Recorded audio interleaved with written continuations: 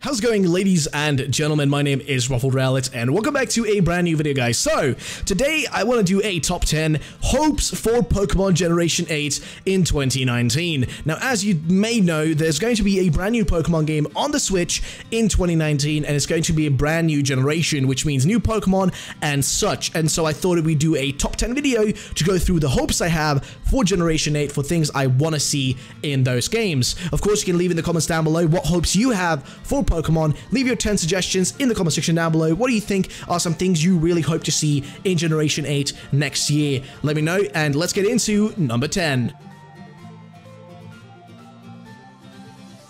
So kicking off this list is going to be the number 10 spot with the topic, or rather the hope I have, which is brand new Pokemon. Now, this is an obvious one, right? There's going to be a brand new Pokemon, but I'm hoping for 100 plus brand new Pokemon. Now, the reason I say this is because I just want to see like a region like Black and White. Now, you may say, oh, that's stupid. Black and White had a lot of really bad designs. Well, it kind of made that up, you know, in the good designs. I think Black and White for me was one of my favorite regions. Of course, it had a lot of really weird, like, you know, Pokemon. Like, you know, if we look, you know, at the ice cream Pokemon, Vanillix, and all that stuff, like, you know, you had a few really bad designs, sure, but I think considering the fact that Nintendo, or rather Game Freak, has been working on this game now for about 4 years, by the time it's released, it's going to be about 4 to 5 years of development time. They've definitely had enough time to make a bunch of really unique and cool new Pokemon. Considering the amount of like awesome Fakemon I see online on like DeviantArt and stuff that are created by just the community, I could imagine that there definitely has to be enough creativity in like the, you know, in the company of Game Freak to be able to make 100 plus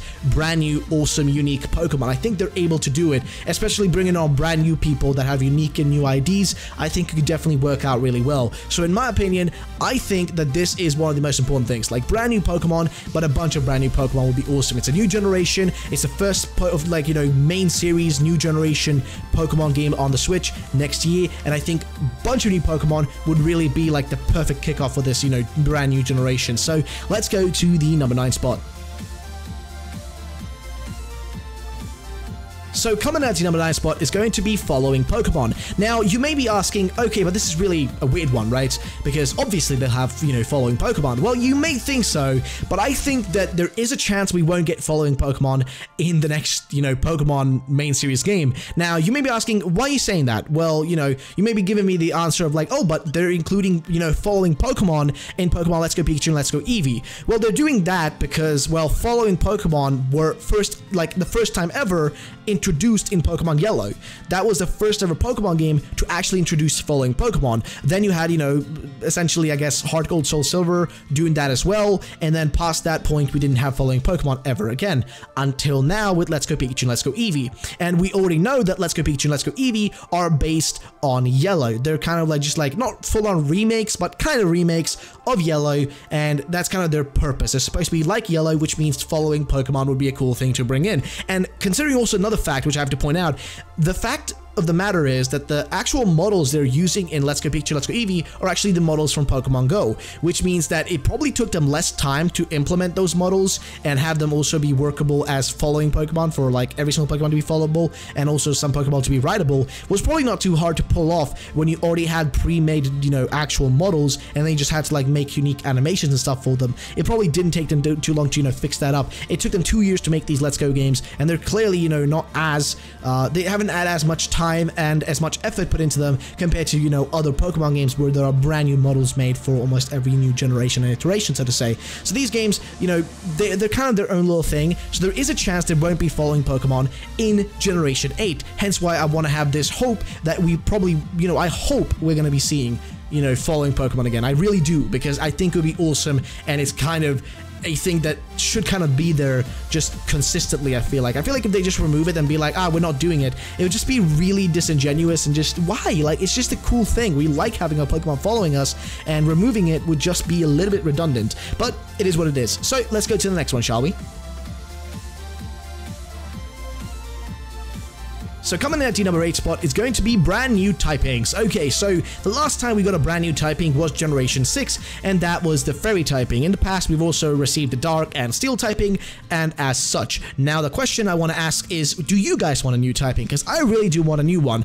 I would love to see maybe a sound typing or something in that sort. Like, I think a sound typing Pokemon would be really cool to have. So you could give that typing maybe to a Jigglypuff and remove the normal typing or whatever from it, and just give it like a, you know, sound type, because it uses that, you know, it uses sing and stuff. So I think it would be pretty cool, you know, actual like a brand new typing to utilize. And there also probably is like a ton of other options there, like a ton of other like versions of like new typings you can actually create and use, and I think they could definitely pull it off, as they, you know, they created a Fairy typing out of nowhere. We never would have expected there to be a Fairy typing, right? I mean, everything else kind of made sense, and you know, in simple terms, like, oh, you know, fire because fire, you know, electric because, you know, electric typing, it makes sense, right? And then, you know, grass typing because grass and whatever, you know, it made sense. But then a Fairy typing, like, oh, fairies, cool, whatever, that makes no sense, but sure, whatever, cool, I'm on board. So I think it would be, you know, pretty cool to see another new typing, like a sound typing, for example. That's my suggestion. I think, you know, you guys could probably come up with someone, you know, on your own. So let me know in the comments down below. Do you think there are any new typings that you can think of? That'd be really cool to see. Let me know in the comments down below,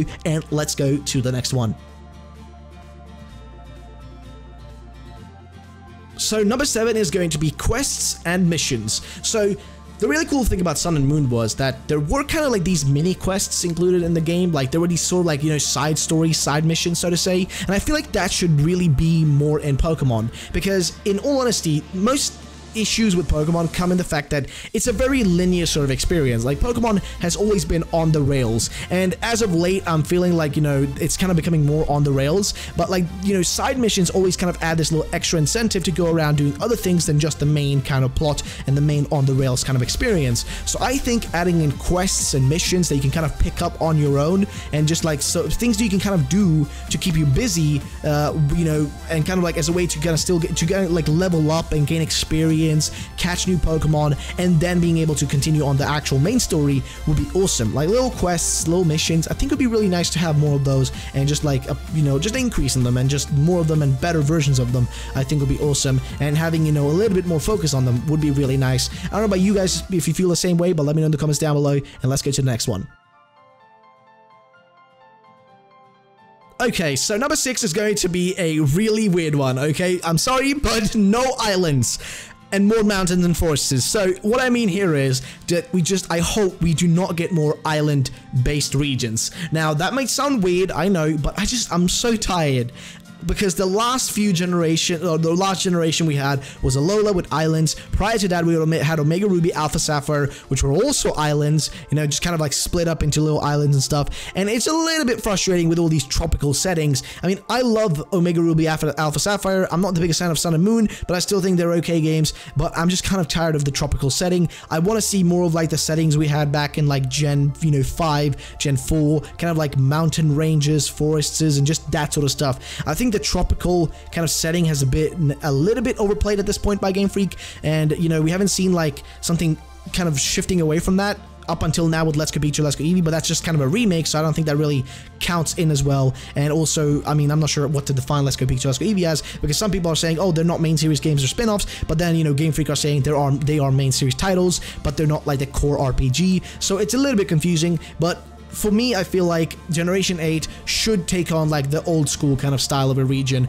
with, you know, mountain ranges, forests, beaches, kind of a mixture of everything, and not just like, oh, it's a bunch of islands, you know what I mean? Just like that aspect, not a big fan of. And I feel like if there's gonna be islands, let them be side things, right? Let them not be the focus of our attention. Let them just be kind of like a side thing for maybe like a specific kind of event, or, you know, just a specific area for something else, while the main region is kind of, you know, on land and isn't an island or whatever. So that's kind of what I'm thinking, but I don't know, guys. Let me know your opinion on that one. Let's go to the next one now, shall we?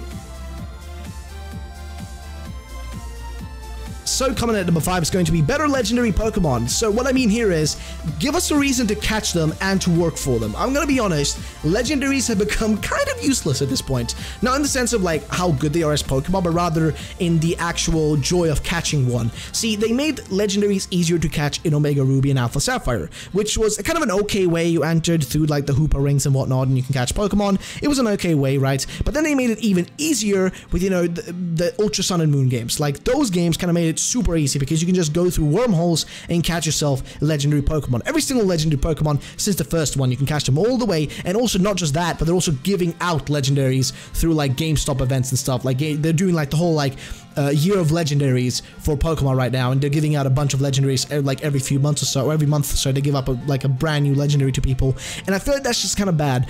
I just want to go back to the past where you actually had to work to get your legendary. Like, sure, you already knew what the legendary was going to be, but you had to actually work to catch it, right? You had to save before the battle, and that was the joy out of it, right? You saved and had to bust your ass trying to catch a legendary. I feel like casualizing that and just saying that that's like a bad thing is kind of stupid. Like, what's the point of playing a game if every aspect of it is just going to be on the rails and easy for you? Like, where's the fun in that? I feel like it's way more fun that when you actually are challenged in a game, and it actually puts up a challenge, and you have to actually, you know, kind of struggle a little bit to get through, and, you know, put in some effort and actually try to do your best to actually continue in the, you know, in the actual gameplay. And I feel like that's where legendary Pokemon really should fit in. They should be hard challenges, and you should actually have to fight your way to get one, and not just get it, you know, handed to you on a, you know, gold plate, so to say, or like a gold, like freaking platter or whatever. Like, it should just not be something you're handed, but rather something you work for. So yeah, now let's get to the next one.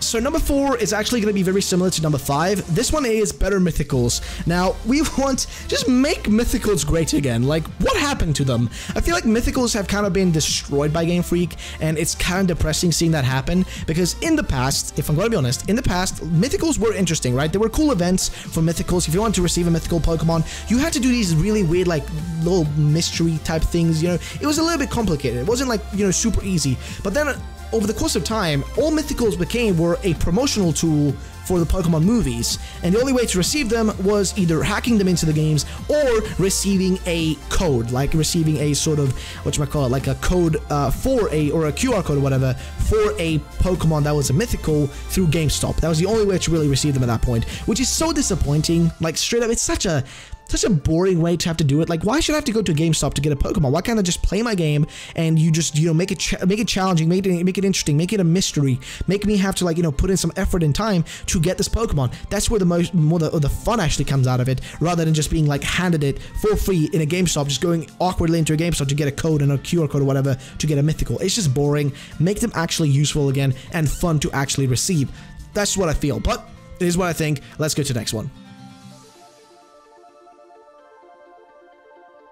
Now, coming in at the number 3rd spot is going to be housing and secret bases. Now, this may not be something that everybody likes, but I loved secret bases. I think there's some of the most awesome things in Pokemon, like being able to, like, put in a bunch of things in the interior, changing it around, adding, like, furniture and stuff, and, like, Poké-Dolls and all that stuff. It was such an awesome aspect of, like, the Omega Ruby and Alpha Sapphire games, and I love that. And I think secret bases definitely could work again in future Pokemon games. Maybe making it into more of a housing type thing, where you're not making a secret base in a freaking, you know, middle of nowhere. Instead, you're like actually getting a house and you're building that up and like adding in like different aspects to that house area. You know, you own that house and you can add in different furniture, and also your Pokemon can live there. Like, I think that would be a pretty cool way to do things, and I think it would definitely work well, but that's up to, you know, Game Freak if they want to, you know, bring that back. I think it'd be awesome, but that's just kind of wishful thinking by myself. So yeah, let me know your thoughts on that one, guys. Let's get to the next one. So coming in at the number 2 spot is going to be new Mega Evolutions. Now, we know for a fact that Megas are going to return sooner or later. It was already confirmed that Mega Evolutions aren't full on dead. They aren't full on removed. Mega Evolutions are still going to eventually come back, but they didn't ever like clarify when exactly we should expect to see them. They just said, hey, legendaries, Mega Evolutions are something that we created, and now we can't just drop it and be like, oh, these are the only Megas that are in existence, and we're never going to make any more. You know, we're eventually going to bring them back, but we want to try a few other things, you know, for the time being. For Sun and Moon, we want to try something else, and so on and so forth. So I think that Mega Evolutions could potentially be coming back in Generation 8. I think this is the time for them to return. There's been a while now since, you know, we've seen a brand new Mega Evolution, or as were the last games we saw in Mega. We haven't seen a new one for about 2-3 years, maybe, give or take, I would say. So we haven't had any new Mega Evolutions pop up in a while, and I think it's kind of time to give them, you know, a chance to return. Like 4 years later since the last ones were introduced, I think it's finally time to bring them back. I don't know if you guys agree with that. I would love to know your opinions. I know some people just hate Mega Evolution, so maybe you wouldn't want this, but this is just my personal kind of opinion and list. So if you don't agree, that's fine. But either way, let's go to the last one. So coming at the number 1 spot is obviously going to be the Battle Frontier. Now, I don't know what to say. I mean, the fact that they just kind of rubbed it in people's faces that you couldn't get, like, you just didn't have the Battle Frontier in ORAS was a real pain to most people. Now, is it likely they're going to bring back the Battle Frontier? Probably not. The way Masuda kind of talked about it was like this idea that, oh, we feel like the Battle Frontier took away from other aspects of gameplay, and it was just a bad thing in their opinion. And I feel like that's just kind of like sad, because I think the Battle Frontier was one of the best aspects of, kind of just Hoenn in general. And the fact that they didn't bring it back in ORAS just makes people more agile about having it, actually appear. It makes them more like annoyed, rather, not agile. What am I saying? No, it makes them more annoyed that they haven't seen it yet, and it makes them more, enthusiastic about the potential of it showing up, in Generation 8. And if it doesn't show up, there's probably going to be a lot of people complaining, but, that's just how it is, and you can't really, do too much about it. But I think this is one of the things that I hope the most would come back, but hey, it is what it is. We'll see if it happens. Who knows? But that's going to be the final one on this list, guys. I do hope you enjoyed the video. If you have your own hopes and wishes for Pokemon, Generation 8 and the Switch, Switch 2019, let me know in the comments down below what those hopes are, and, leave your own list down there. And yeah, guys, that's going to be the end of the video. If you did enjoy, then drop a like down below, subscribe for future videos, and I'll see you all the next time. Have a great day, and bye-bye, ladies and gentlemen.